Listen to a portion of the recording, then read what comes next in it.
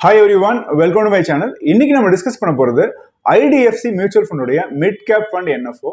இந்த NFO வந்து பாத்தீங்கன்னா ஆல்ரெடி 28 ஜூலை வந்து ஓப்பன் ஆயிருச்சு. இப்போ ஆகஸ்ட் 11th வரைக்கும் ஓப்பன்ல இருக்கும். ஸோ இந்த NFO பீரியட் இன்வெஸ்ட் பண்ணீங்கன்னா உங்களுக்கு 10 rupees NAV-ல யூனிட்ஸ் வந்து அலர்ட் ஆகும். ஸோ மிட் கேப் ஃபண்ட் அப்படின்னு வந்து பாத்தீங்கன்னா நமக்கு வந்து நல்ல பொட்டன்ஷியல் இருக்கக்கூடிய ஒரு செக்டர். இப்போ ஜென்ரலா வந்து பாத்தீங்கன்னா எல்லாரும் இன்னைக்கு இண்டெக்ஸ் ஃபண்ட்லயோ லார்ஜ் கேப் ஃபண்ட்லயோ தான் சேஃப்டிக்காக நிறைய பேர் இன்வெஸ்ட் பண்றாங்க. பட் ஈக்விட்டி மார்க்கெட்ல நீங்க சேஃப்டிக்கு இன்வெஸ்ட் பண்றது வந்து ஷார்ட் டேர்முக்கு வேணா பண்ணலாமே தவிர ஒரு லாங் டேர்முக்கு ஒரு 10 years 15 years மாதிரி லாங் டேர்ம் போகும்போது மிட் அண்ட் ஸ்மால் கேப்ல இன்வெஸ்ட் பண்ணாதான் நமக்கு நல்ல ரிட்டர்ன்ஸ் நமக்கு கிடைக்கும். ஒரு எக்ஸாம்பிளுக்கு நீங்க வந்து பாத்தீங்கன்னா லாஸ்ட் ஒரு 3 yearsல லார்ஜ் கேப்பும் மிட் கேப்பும் எவ்வளவு ரிட்டர்ன்ஸ் கொடுத்துருக்குன்னு ஒரு கம்பேரிசன் பாத்தீங்கன்னா லாஸ்ட் 3 yearsல ஆவரேஜ் ரிட்டர்ன் வந்து பாத்தீங்கன்னா உங்களுக்கு நிஃப்டி 50 அதாவது லார்ஜ் கேப் ஃபண்ட்ஸ் இருக்கு இல்லையா எவ்வளவு கொடுத்துருக்குன்னா 11.5% கொடுத்துருக்கு. இதே நீங்க வந்து மிட் கேப் செக்டர் வந்து பாத்தீங்கன்னா எவ்வளவு கொடுத்துருக்குன்னா 16.4% கொடுத்துருக்கு. இதே 5 year ஆவரேஜ் எடுத்து பாத்தீங்கன்னா உங்களுக்கு வந்து லார்ஜ் கேப் செக்மெண்ட் எவ்வளவு கொடுத்துருக்குன்னா 11.4% கொடுத்துருக்கு. இதுவே நீங்க மிட் கேப் வந்து பாத்தீங்கன்னா உங்களுக்கு லாஸ்ட் 5 year ஆவரேஜ் 16.6% ரிட்டர்ன் கொடுத்துருக்கு. இதுவே 10 year return long term average நீங்க வந்து பாத்தீங்கன்னா லார்ஜ் கேப் செக்மெண்ட் எவ்வளவு கொடுத்துருக்குன்னா 11.2% தான் கொடுத்துருக்கு. இதுவே நீங்க மிட் கேப் வந்து பாத்தீங்கன்னா 17.2% வந்து ரிட்டர்ன்ஸ் கொடுத்துருக்கு. ஸோ ஒரு 5 to 6 yearsக்குள்ள நீங்க பணத்தை எடுத்துருவீங்க அப்படின்னா நீங்க லார்ஜ் கேப்ல போகலாம். பட் இதே லாங் டேர்ம் ஹாரிசான்ல இன்வெஸ்ட் பண்றவங்க ஒரு மிட் கேப்ல இன்வெஸ்ட் பண்ணாதான் நல்ல ரிட்டர்ன்ஸ் உங்களுக்கு கிடைக்கும். இந்த மாசம் ஆகஸ்ட் 15th வந்து பாத்தீங்கன்னா 75th இண்டிபெண்டன்ஸ் டே வரதுனால ஒரு சின்ன கேம்பெயின் நாங்க பிளான் பண்ணிருக்கோம். என்ன அப்படின்னா இன்னைக்கு 75 ஆச்சு, இன்னொரு 25 வருஷம் கழிச்சு வந்து பாத்தீங்கன்னா இந்தியா வந்து 100th இண்டிபெண்டன்ஸ் டே கொண்டாடுவோம். அப்போ இந்த 25 வருஷம் இருக்கும்போது இப்போ நீங்க வந்து ஒரு 7,500 ரூபாய் SIP ஸ்டார்ட் பண்ணீங்கன்னா 25 வருஷத்துக்கு அப்புறம் அதாவது 100th இண்டிபெண்டன்ஸ் டே அன்னைக்கு எவ்வளவு மணி இருக்குன்னு வந்து பாத்தீங்கன்னா ஒரு 12% ரிட்டர்னை கால்குலேட் பண்ணீங்கன்னா 1.27 crores வந்து வெல்த் கிரியேட் ஆயிருக்கும். இதுவே நீங்க வந்து மந்த்லி வந்து ஒரு 10,000 நீங்க இன்வெஸ்ட் பண்றீங்க அப்படின்னா 100th இண்டிபெண்டன்ஸ் டே அப்போ எவ்வளவு மணி இருக்குன்னா 1.7 crores வந்து வெல்த் கிரியேட் ஆயிருக்கும். இதுவே நீங்க வந்து மந்த்லி 20,000 இன்வெஸ்ட் பண்ணீங்க அப்படின்னா 3.4 crores வந்து வெல்த் கிரியேட் ஆயிருக்கும் 100th இண்டிபெண்டன்ஸ் டே அன்னைக்கு. அதுக்கான ஒரு சின்ன கேம்பெயின் தான் இப்போ நம்ம சொல்லியிருக்கோம். இப்போ இதுல இன்வெஸ்ட் பண்ணோம்னா இந்த NFO-லயும் இன்வெஸ்ட் பண்ணலாம், இல்ல வேற உங்களுக்கு பிடிச்ச ஃபண்ட்ஸ் ஏதாவது இருக்கு அப்படின்னா அதுலயும் நீங்க இன்வெஸ்ட் பண்ணலாம். அதுல இன்வெஸ்ட் பண்றதுக்கு கீழே வந்து அசெட் பிளஸ் உடைய ஆப் உடைய லிங்க் கொடுத்துருக்கேன். அந்த ஆப்ல நீங்க கிளிக் பண்ணி உங்களுடைய பேசிக் டீடைல்ஸ் எல்லாம் கொடுத்து இமெயில் ரெஜிஸ்டர் பண்ணி அதுல கூட நீங்க SIP ஸ்டார்ட் பண்ணலாம். இல்ல உங்களுக்கு வந்து ஸ்பெசிஃபிக்கா உங்களுடைய ஃபினான்ஷியல் கோல்ஸ் இருக்கு, அந்த கோல்ஸுக்கு வந்து எந்த ஃபண்ட்ல இன்வெஸ்ட் பண்ணா பெட்டரா இருக்கும் அப்படின்னு தெரியணும்னா கீழே இருக்கிற வாட்ஸ்அப் நம்பருக்கு கான்டாக்ட் பண்ணுங்க. we will guide you. இப்போ இந்த ஃபண்டுடைய பிரசன்டேஷனுக்கு வரலாம். ஸோ ஒரு மிட் கேப் செக்மெண்ட் அப்படின்னு வந்து பார்க்கும்போது நம்ம ஜென்ரலா லார்ஜ் கேப் கூடிய ஸ்மால் கேப் கூடிய நம்ம கம்பேர் பண்ணுவோம். ஒரு ஃபண்டை செலக்ட் பண்ணும்போது இப்போ எங்களை மாதிரி டிஸ்ட்ரிபியூட்டர்ஸோ இல்லை அட்வைசரோ என்ன பண்ணுவாங்க அப்படின்னா சில ரேஷியோஸ் எல்லாம் அப்ளை பண்ணி பார்ப்பாங்க. அதுல முக்கியமான ஒரு 4 ரேஷியோ என்னன்னு பார்த்தீங்கன்னா mean ratio, standard deviation, sharpe ratio and sortino ratio அப்படின்னு சொல்லுவோம். ஸோ மீன் ரேஷியோங்கிறது என்னன்னு வந்து பார்த்தீங்கன்னா லாஸ்ட் 3 yearsல ஒரு மந்த்லி ஆவரேஜ் ரிட்டர்ன்ஸ் எவ்வளவு கொடுத்துருக்கு ஒரு ஃபண்ட் அப்படின்றது தான். ஸோ அந்த செக்மெண்ட்ல வந்து பார்த்தீங்கன்னா மிட் கேப்ல தான் வந்து அதிகமான ரிட்டர்ன்ஸ் வந்து ஜென்ரேட் பண்ணியிருக்காங்க. அதே மாதிரி ஸ்டாண்டர்ட் டிவியேஷன்றது என்னன்னு வந்து பார்த்தீங்கன்னா எவ்வளவு ரிஸ்க் எடுக்கிறாங்க, எவ்வளவு கம்மியா ரிஸ்க் எடுத்து ரிட்டர்ன்ஸ் வந்து கொடுக்குறாங்க ஒரு கம்பெனி. இப்போ ஒரு ஃபண்டு 2 ஃபண்டு வந்து ஈக்குவலா பெர்ஃபார்ம் பண்ணிருக்குன்னு வச்சுக்கோங்களேன். ஒரு கம்பெனி வந்து எஸ் பேங்க் மாதிரி ரிஸ்கான ஷேர்ல இன்வெஸ்ட் பண்ணி ரிட்டர்ன்ஸ் கொடுத்துருக்காங்க. ஒரு கம்பெனி வந்து பாத்தீங்கன்னா HDFC மாதிரி குவாலிட்டியான கம்பெனில இன்வெஸ்ட் பண்ணி ஒரு ரிட்டர்ன்ஸ் கொடுத்துருக்காங்க அப்படின்னா நம்ம எதுல இன்வெஸ்ட் பண்ணுவோம்? கம்மியான ரிஸ்க் எடுத்த கம்பெனில தான் இன்வெஸ்ட் பண்ணுவோம். ஸோ அந்த மாதிரி எந்த ஃபண்ட்ல இருக்கக்கூடிய ஸ்டாக் போர்ட்ஃபோலியோல ஓவராலா கம்மியான ரிஸ்க் எடுத்திருக்காங்கன்றதான் standard deviation. So standard deviation கம்மியா இருக்கணும். இந்த ஃபண்டுடைய பிரசன்டேஷன்ல வந்து பாத்தீங்கன்னா ஸ்மால் கேப்போட கொஞ்சம் குறைவா ரிஸ்க் எடுத்திருப்பாங்க, ஆனா லார்ஜ் கேப்போட அதிகமா ரிஸ்க் எடுத்திருப்பாங்க.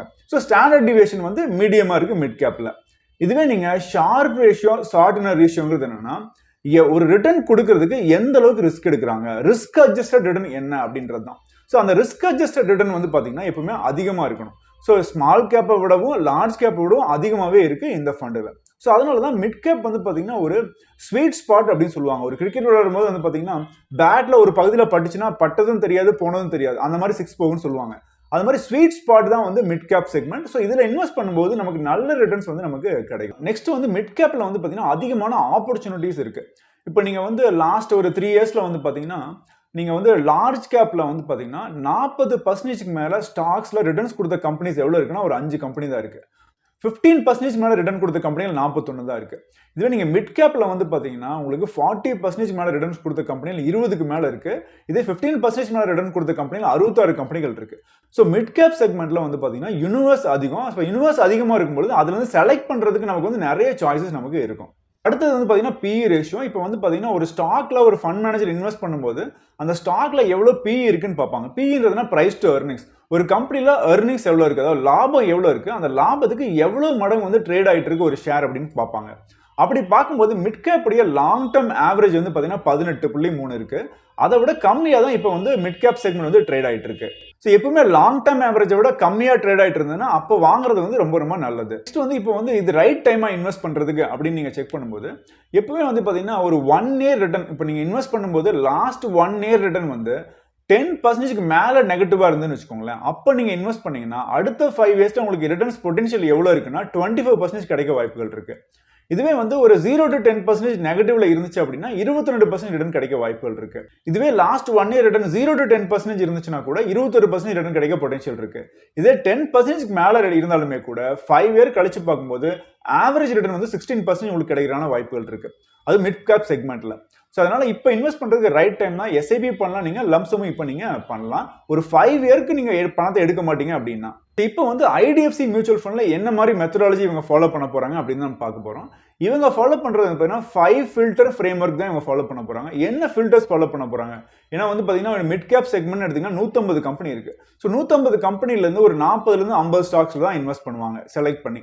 ஸோ அது என்ன மாதிரி ஃபில்டர்ஸ் வந்து பண்ணுவாங்க அப்படின்னு பார்த்தீங்கன்னா ஃபர்ஸ்ட் வந்து பார்க்க போறது கவர்னன்ஸ் அண்ட் சஸ்டைனபிலிட்டி.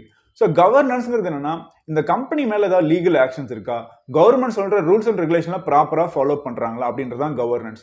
ஸோ அந்த மாதிரி இருக்கான்னு பார்ப்பாங்க. நெக்ஸ்ட் வந்து சஸ்டைனபிலிட்டி. இப்போ இந்த ஸ்டாக்ல நம்ம இன்வெஸ்ட் பண்றோம்னா இந்த கம்பெனி வந்துட்டு அவங்களுடைய பிசினஸ் சஸ்டைனபிளான மாடலா, நெக்ஸ்ட் 2-3 இயர்ஸ் இல்லாம ஒரு நெக்ஸ்ட் 5 இயர்ஸ்க்கு இந்த கம்பெனில நம்ம இன்வெஸ்ட் பண்ணா நல்ல லாபம் நமக்கு கிடைக்குமா, அது மூலமா இன்வெஸ்டர்ஸ்க்கு நல்ல ரிட்டர்ன்ஸ் வந்து ஜென்ரேட் பண்ண முடியுமான்னு பார்ப்பாங்க. நெக்ஸ்ட் விஷயம் வந்து பார்த்தீங்கன்னா capital efficiency.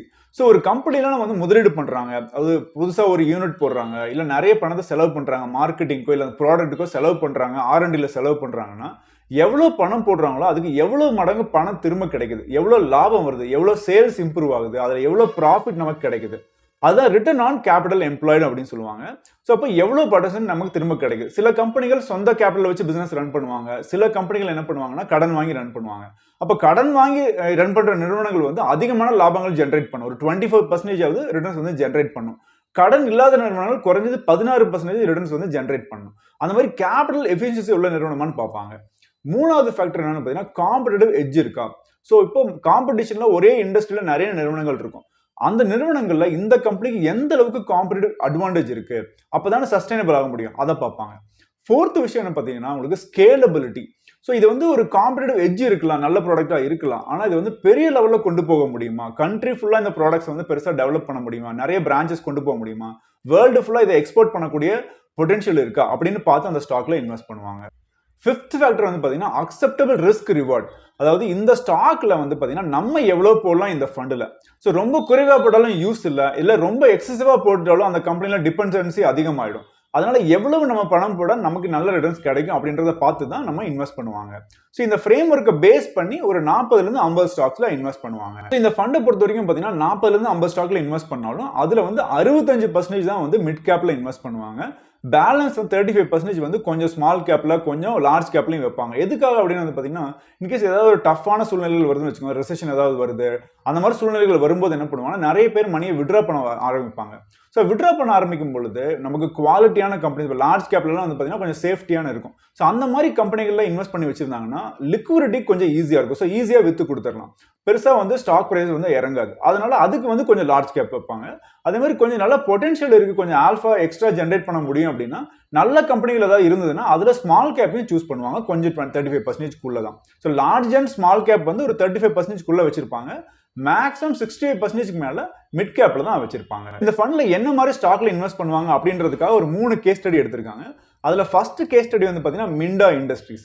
So Minda industries வந்து பாத்தீங்கன்னா உங்களுக்கு லாஸ்ட் 10 இயர்ல ஆவரேஜ் ரிட்டர்ன் வந்து பாத்தீங்கன்னா 56% ரிட்டர்ன்ஸ் கொடுத்துருக்கு. இந்த கம்பெனி வந்து ஒரு சின்ன நிறுவனமா இருந்தாலும், அதாவது ஆட்டோ ஆக்சிலரி நிறுவனம் தான். ஸோ அந்த நிறுவனத்துக்கு வந்து பாத்தீங்கன்னா நிறைய ஆப்பர்ச்சுனிட்டிஸ் இருந்தது. அந்த ஆப்பர்ச்சுனிட்டி மூலமா நல்லா வந்து பிசினஸ் டெவலப் பண்ணாங்க, கஸ்டமர்ஸ்க்கும் டைவர்சிஃபைடான ப்ராடக்ட்ஸ் கொடுத்தாங்க. ஸோ இந்த ஸ்டாக்ல 10 வருஷத்துக்கு முன்னாடி இன்வெஸ்ட் பண்ணவங்களுக்கு இன்னைக்கு நல்ல ரிட்டர்ன்ஸ் வந்து கிடைச்சிருக்கு. ஸோ இந்த மாதிரி ஸ்டாக்ஸை வந்து ஐடென்டிஃபை பண்ணி அந்த ஸ்டாக்ஸ்ல இன்வெஸ்ட் பண்ணுவாங்க. நெக்ஸ்ட் எக்ஸாம்பிள் வந்து பார்த்தீங்கன்னா உங்களுக்கு வோல்டாஸ் நிறுவனம். இது வந்து ஒரு கன்சியூமர் டியூரபிள் நிறுவனம். ஸோ இந்த கம்பெனிக்கு வந்து பார்த்தீங்கன்னா இந்த செக்மெண்ட்ல இன்னும் நிறைய வந்து பெனிட்ரேஷன் வந்து பண்ணாமல் ஆப்பர்ச்சுனிட்டிஸ் நிறைய இருக்கு. இந்த கம்பெனிக்கு வந்து நல்ல காம்படிட்டிவ் அட்வான்டேஜும் இருக்கு. இதனுடைய லாஸ்ட் 10 வருஷம் ஆவரேஜ் ரிட்டர்ன் வந்து பார்த்தீங்கன்னா 25% வந்து கிடைச்சிருக்கு. ஸோ இந்த மாதிரி செக்மெண்ட்ல இருக்கக்கூடிய ஸ்டாக்ஸ் இன்வெஸ்ட் பண்ணுவாங்க. நெக்ஸ்ட் கம்பெனி வந்து பார்த்தீங்கன்னா எம்ஃபசிஸ் இன்ஃபர்மேஷன் டெக்னாலஜியில் இருக்கக்கூடிய ஒரு நிறுவனம். இது நிறைய பேருக்கு தெரியாது. ஸோ இந்த நிறுவனத்துடைய ஆவரேஜ் ரிட்டர்ன் வந்து பார்த்தீங்கன்னா லாஸ்ட் 10 இயர்ல 20% வந்து ரிட்டர்ன்ஸ் கொடுத்துருக்கு. ஸோ இந்த மாதிரி நிறுவனங்கள் வந்து செலக்ட் பண்ணி அந்த கம்பெனிஸ்ல இன்வெஸ்ட் பண்ணும்போது கஸ்டமர்ஸ்க்கு வந்து நல்ல ரிட்டர்ன்ஸ் வந்து நமக்கு கிடைக்கும். ஸோ இந்த ஃபண்ட்ல இப்போ யார் இன்வெஸ்ட் பண்ணணும் அப்படின்னு வந்து பார்த்தீங்கன்னா ஒரு லாங் டேர்ம் இன்வெஸ்ட்மெண்ட் கோல் இருக்கிறவங்க தான் இதில் இன்வெஸ்ட் பண்ணணும். ஸோ ஒரு 10 இயர்ஸ் 15 இயர்ஸ் இல்லை 20 இயர்ஸ்க்கு வந்து நான் வந்து இன்வெஸ்ட் பண்ண போகிறேன். மார்க்கெட்டில் நான் டைம் பண்ண போகிறதில்ல, அடிக்கடி நான் ஃபண்டை ஸ்விட்ச் பண்ண போகிறதில்ல, லாங் டேர்முக்கு ஒரு ஃபண்டில் நான் இருக்கணும்னு நினைக்கிறேன்றவங்க இதில் வந்து இன்வெஸ்ட் பண்ணலாம். ஏன்னா லாங் டேர்மில் தான் நல்ல வெல்த் நமக்கு கிரியேட் ஆகும். ஒரு 5 இயர்ஸ் 10 இயர்ல நமக்கு வந்து ரிட்டர்ன்ஸ்க்கு தெரியும், நமக்கு எவ்வளோ போட்டிருக்கோம் எவ்வளோ கிடைக்குதுன்றது ஒரு ரிட்டர்ன்ஸ் நமக்கு தெரியும். பட் ஆனால் ஒரு நல்ல வெல்த் கிரியேட் ஆகணும்னா ஒரு 15 to 20 இயர்ஸ் நீங்கள் இன்வெஸ்ட் பண்ணால் தான் நல்ல வெல்த் வந்து உங்களுக்கு கிரியேட் ஆகும். ஸோ இந்த IDFC MIDCAP ஃபண்ட் வந்து ஒரு ஓப்பன் எண்டட் ஃபண்ட். இதில் வந்து எப்போ வேணா என்ட்ரி ஆகலாம், எப்போ வேணா எக்ஸிட் ஆகலாம். இதோட NFO பீரியட் தான் வந்து 11th ஆகஸ்ட் முடிய போகுது. இதில் மினிமம் இன்வெஸ்ட்மெண்ட் வந்து 5,000 rupees வந்து நீங்கள் பண்ணலாம். இதில் வந்து இதனுடைய இண்டெக்ஸ் வந்து பார்த்தீங்கன்னா பெஞ்ச் மார்க் இண்டெக்ஸ் வந்து பார்த்தீங்கன்னா S&P BSE 150 MIDCAP இண்டெக்ஸ். இதனுடைய ஃபண்ட் மேனேஜர் வந்து பார்த்தீங்கன்னா சச்சின் ரிலேக்கர். அண்ட் டெட் போர்ஷனை பார்த்துக்க போகிறவர் வந்து Harshal Joshi. Mostly debt portion வந்து இன்வெஸ்ட் பண்ண மாட்டாங்க இந்த மாதிரி MIDCAP ஃபண்டில். ஒரு 5 to 10% வந்து இதில் வைக்கிறதுக்கான வாய்ப்புகள் இருக்கு. இந்த ஃபண்டுடைய ரிஸ்கோமீட்டர் வந்து பார்த்தீங்கன்னா வெரி ஹை ரிஸ்க் தான். இந்த பெஞ்ச் மார்க்குடைய ரிஸ்கோமீட்டரும் வெரி ஹை ரிஸ்க் தான். ஏன்னா 100% ஈக்விட்டியில் இன்வெஸ்ட் பண்ணுறதுனாலையும் மிட்-கேப் செக்மெண்ட்ல இன்வெஸ்ட் பண்ணுறதுனாலையும் ஹை ரிஸ்க் தான் இன்வெஸ்ட் பண்ணுவாங்க. பட் லாங் டேர்ம்ல இன்வெஸ்ட் பண்றவங்களுக்கு இது வந்து எந்த ஒரு பிரச்சனையும் கிடையாது. நல்ல வெல்த் வந்து உங்களுக்கு கிரியேட் ஆகும். என்ன முக்கியமான விஷயம்னா நமக்கு ஒரு ஃபினான்ஷியல் கோல் இருக்கு, ஒரு 15 வருஷத்துக்கு நமக்கு வந்து இன்வெஸ்ட் பண்றோம் அப்படின்னா நம்ம ஃபினான்ஷியல் கோல் அடுத்த வருஷம் இருக்கு அப்படின்னா அதுக்கு ஒரு வருஷத்துக்கு முன்னாடி இந்த பணத்தை கொஞ்சம் சேஃப்டி பண்ணி வச்சுட்டீங்கன்னா லாஸ்ட் மினிட்ல மணி எடுக்கணும் போது மார்க்கெட் ஃபால் ஆச்சுன்னா நமக்கு நஷ்டம் ஏற்படாது. ஸோ எப்பவுமே ஃபினான்ஷியல் கோல்ஸ் எப்போ உங்களுக்கு முடியுதோ அதுக்கு அட்லீஸ்ட் ஒரு வருஷம் இல்லை 2 வருஷத்துக்கு முன்னாடி கொஞ்சம் கொஞ்சமா ஈக்விட்டி எக்ஸ்போஷரை கம்மி பண்ணி வேற ஃபண்டுக்கு ஸ்விட்ச் பண்ணி நீங்க வச்சுக்கணும். நீங்க இந்த ஃபண்ட்ல இன்வெஸ்ட் பண்ணணும்னு நினைக்கிறீங்க அப்படின்னா டிஸ்கிரிப்ஷன்ல அசட் பிளஸ் மொபைல் ஆப்போடைய லிங்க் இருக்கு. அந்த லிங்கை கிளிக் பண்ணி உங்க பேசிக் டீடைல்ஸை என்டர் பண்ணி இந்த ஃபண்ட்ல நீங்க இன்வெஸ்ட் பண்ணலாம். எஸ்ஐபியும் பண்ணலாம், ஒன் டைமும் நீங்க இப்பவே பண்ணலாம். இல்ல உங்களுடைய ஃபினான்ஷியல் கோல்ஸுக்கு எந்த திட்டத்தில் இன்வெஸ்ட் பண்ணா பெட்டரா இருக்கும் அப்படின்னு தெரியணும் அப்படின்னா கீழே இருக்கிற வாட்ஸ்அப் நம்பருக்கு கான்டாக்ட் பண்ணுங்க. we will guide you.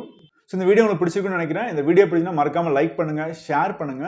இந்த சேனல் சப்ஸ்கிரைப் பண்ணாதான் ப்ளீஸ் சப்ஸ்கிரைப் பண்ணணும். கீழே இருக்க பெல் ஐக்கனையும் ஆல் பட்டனையும் கிளிக் பண்ணுங்க. அப்போதான் நாங்கள் எப்போ வீடியோ அப்லோட் பண்ணோம் நோட்டிஃபிகேஷன்ஸ் வரும். எந்த வீடியோ நீங்கள் மிஸ் பண்ணாமல் பார்க்கலாம். தேங்க்யூ.